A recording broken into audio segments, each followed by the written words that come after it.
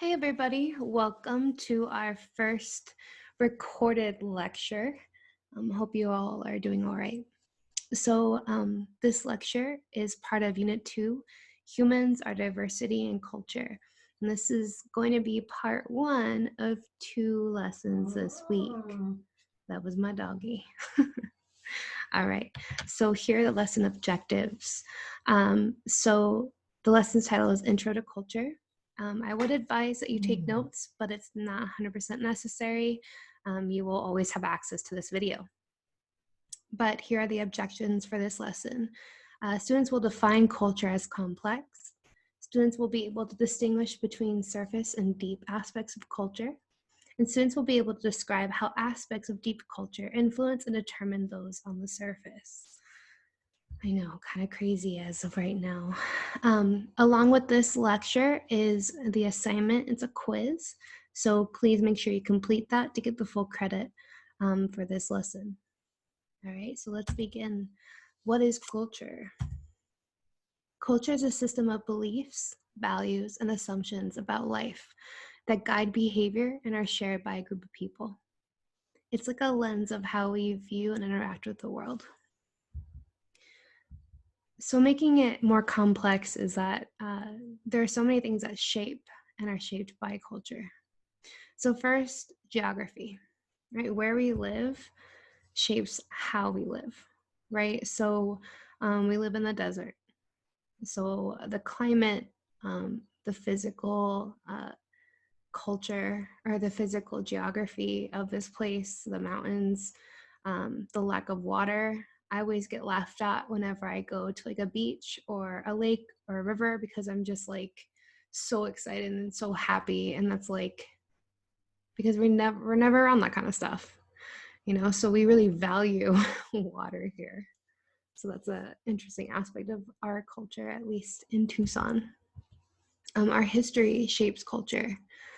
Culture is shared by a group of people, and as people go throughout time, they develop stories and holidays and traditions based on that history. So past experiences shape people's expectations for their futures. Religion also shapes culture. What people's beliefs are.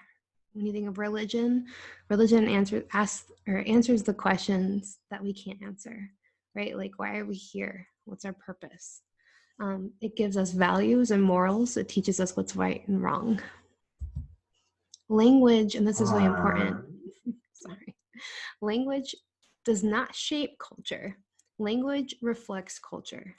So meaning that culture is always changing, especially from generation to generation. Think about phrases or certain words that you use today that were defined differently back by your parents, your grandparents.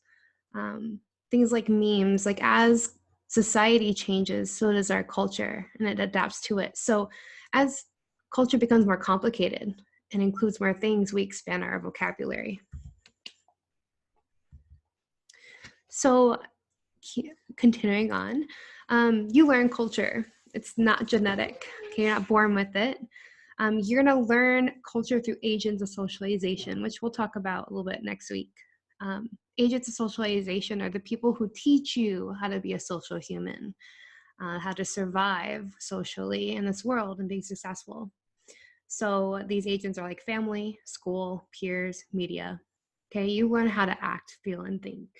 You learn how to behave, you know, what's the do's and the don'ts of the world.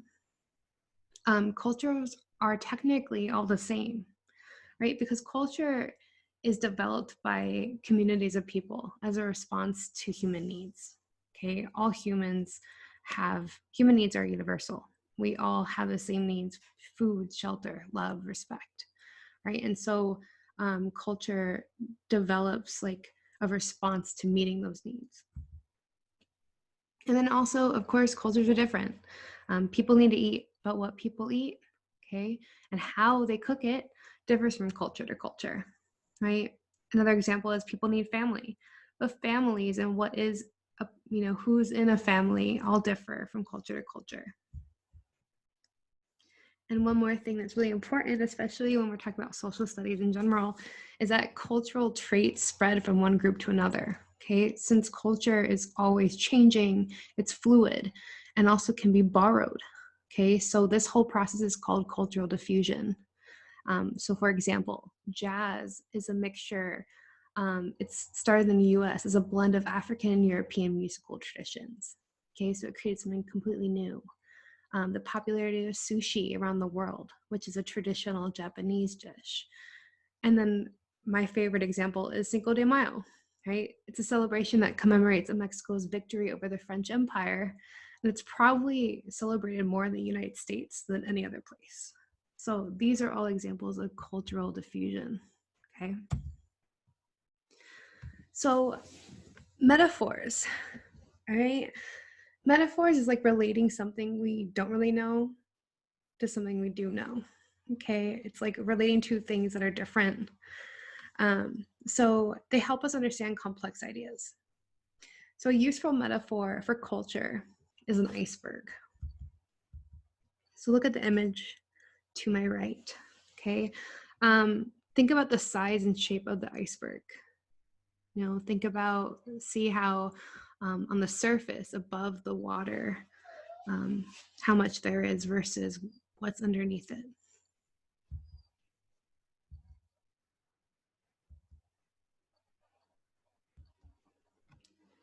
So like an iceberg, the visual part of of culture is only a small part of a much larger whole.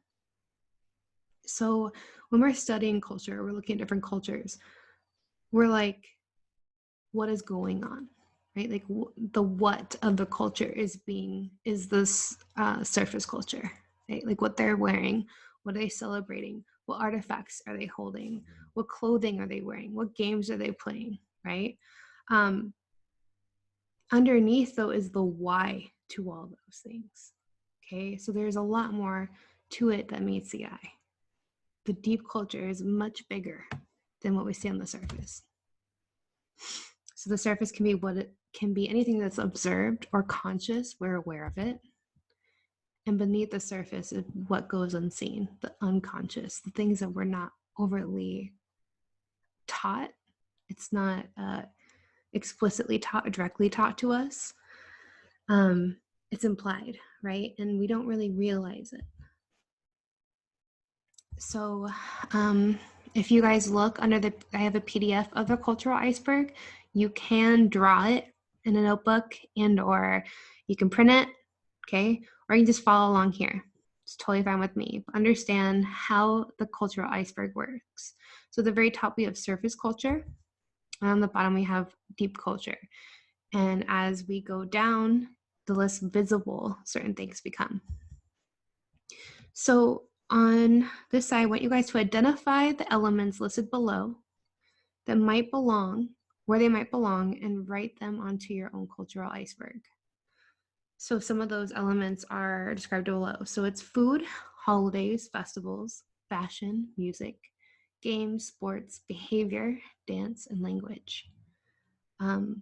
Figure out, find out, try to make a guess. You can pause this video real quick and make a guess on where you would place any of these elements on the iceberg. And hopefully you all figured it out. Okay, these are all elements of visible or surface culture. Okay, these are all things that we can observe, taste, see, hear. All right, this is the surface. The what.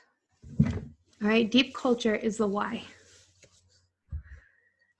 So these are a culture's perceptions of things, their attitudes, beliefs, and their values. Okay, so a good example of perception is like how we communicate and why we communicate in certain ways. Okay, so is a culture more open to touch, or are they very like, you know, what do you call it, hands off? Meaning like there's some cultures that bow. Okay, since the pandemic, no one's handshaking anymore. Wonder if that's going to change, right? Wonder if that's going to be a forever kind of impact on the future. Who knows? I don't know. Okay, our sense of personal space.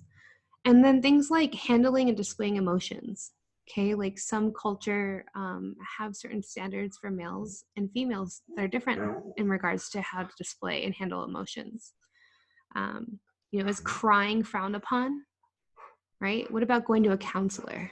These are all different types of communication styles and rules in regards to how to communicate certain things, right? Notions of friendship, okay? Notions of like certain ideas, like beauty or cleanliness. Your idea of what's clean is probably a little bit different than what your parents and your grandparents' ideas of clean were, right? And that might change. Or notions of beauty, right? What is beautiful changes from one generation to another. And culture to culture. Okay, our attitudes. This is like attitudes towards our elders or authority, or like attitudes towards the homeless or people in poverty. Right? Are we more, do we promote cooperation or competition? Do we like the idea of winners and losers? Right? Our relationships with animals, okay, certain things like that. Any type of attitudes. Concepts of what is fair, what is just, and concepts of roles. Okay, so roles related to like age, gender, class, family. Okay, so think of like gender. Like, what are the stereotypical roles of a father or a mother? Okay, or a male or a girl versus a boy. Okay, these are just shared and taught, implied types of things, right? What is a mother supposed to do versus a father? Okay, these are all different parts of culture that are different from each other. Deep culture also defines like how we approach certain things, like raising children. How do we make decisions or problem solve? What is marriage? Okay, how we arrange the marriage, and religion. Okay, so how we approach certain things. The notions of ourselves or independence. These are all deep cultural concepts. So all elements below the surface have a direct impact on the surface culture of a group. Hold on, oops. So let me rephrase that. So basically, below the surface, those types of things like notions of beauty, concepts of friendships, communication, how to share emotion, not to share emotion. Okay, these are all related to what's on the surface. So I've kind of said this before, but think about it in this way. Surface culture describes the what you see. Okay, it's behaviors and artifacts. It's accessible to the senses. It's observable. It's taught. It's conscious, right? And deep culture describes the why. Okay, all the attitudes, beliefs, expectations, values, assumptions. It's intangible. You can't hold it, and it's not directly observable. It's implicit, meaning that it's not directly stated. It's just implied, right? It's subconscious. We're not overly aware that it's happening. Okay, so a good example of that is like when you think of a surface culture being like fashion or types of clothing, right? These all connect to concepts and notions of beauty, gender roles, and modesty, right? Should men have long hair, or should they have short hair? Should they shave their faces? Should women wear pants or dresses? Okay, like certain things like that. They all are connected to the deep culture. So thank you for doing this. If you have any questions, please leave a comment on Google Classroom. But if you do not, please remember to complete the Intro to Culture quiz. Thank you. Bye.